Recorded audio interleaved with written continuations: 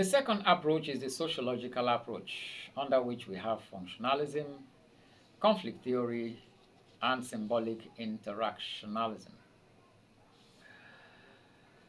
Functionalism is the approach that focuses on the social functions that religion fulfills in society.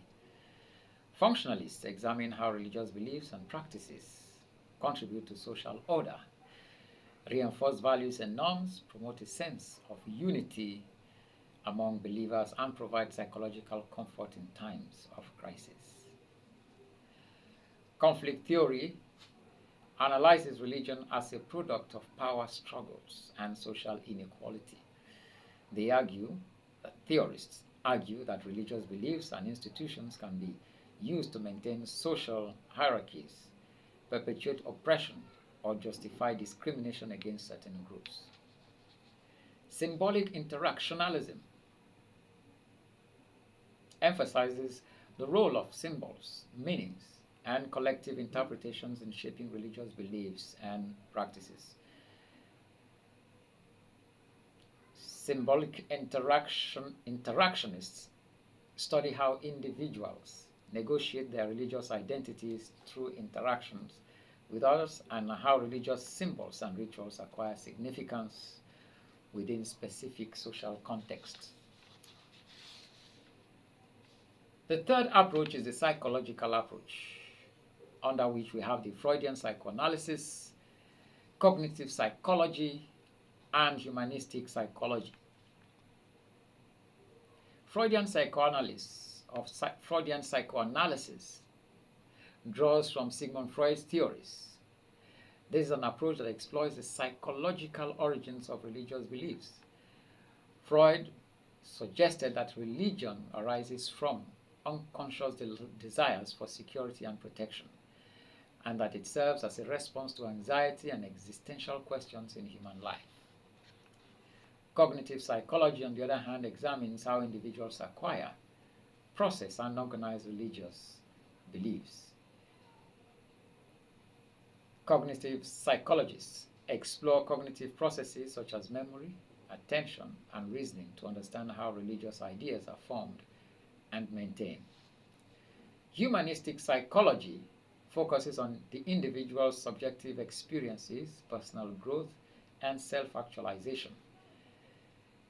Humanistic psychologists may study religious experiences as a means for people to find meaning, fulfillment, and connection with transcendent values or higher purposes. Transcendent values or higher purposes. And then we have the fourth approach, which is the theological approach, under which we have faith-based approach, comparative theory, faith-based approach, and the comparative theory. The faith-based approach is a theological perspective which often involves believing in and interpreting religious texts or doctrines based on faith. This approach may involve accepting religious scriptures as divinely revealed and authoritative, and seeking moral and spiritual guidance for them. Then comparative theology explores commonalities and differences between various religious traditions, seeking to comprehend the diversity of religious beliefs and practices across cultures. Comparative theologists may engage in interfaith dialogue to foster mutual understanding and peaceful coexistence. It is important to note that these approaches are not mutually exclusive, and different scholars or individuals may employ multiple approaches simultaneously to gain a holistic understanding of religious beliefs. Question number 3. What are the methods of critical rationalism? Critical rationalism is a theory of knowledge and philosophy of science that highlights the importance of critical thinking and the testing of hypotheses. It was developed by the philosopher Karl Popper in the 20th century.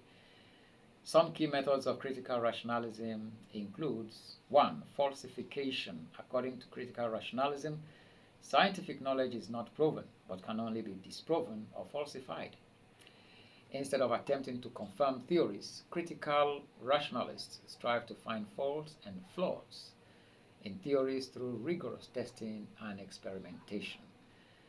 The emphasis is on attempting to prove theories wrong rather than proving them right. 2. Critical thinking. Critical rationalism emphasizes the need for critical thinking in assessing and evaluating theories.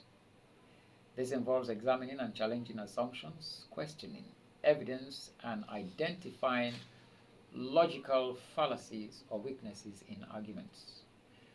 Critical thinking helps in identifying and addressing any basis or prejudices that might influence the acceptance or rejection of theories. 3. Empirical testing. Critical rationalists rely on empirical evidence to test and evaluate theories. They believe that theorists should be subjected to rigorous experimentation and observation to determine their validity. This approach emphasizes the importance of observable facts and data in scientific inquiry rather than relying solely on theory or speculation.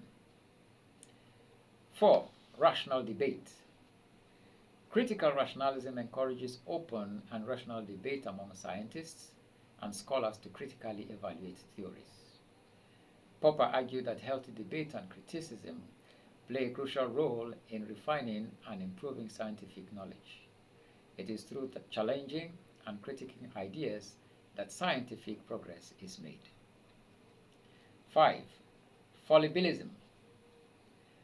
Critical rationalists accept that human knowledge is inherently fallible. They recognize that theories and hypotheses are subject to error, revision, and improvement.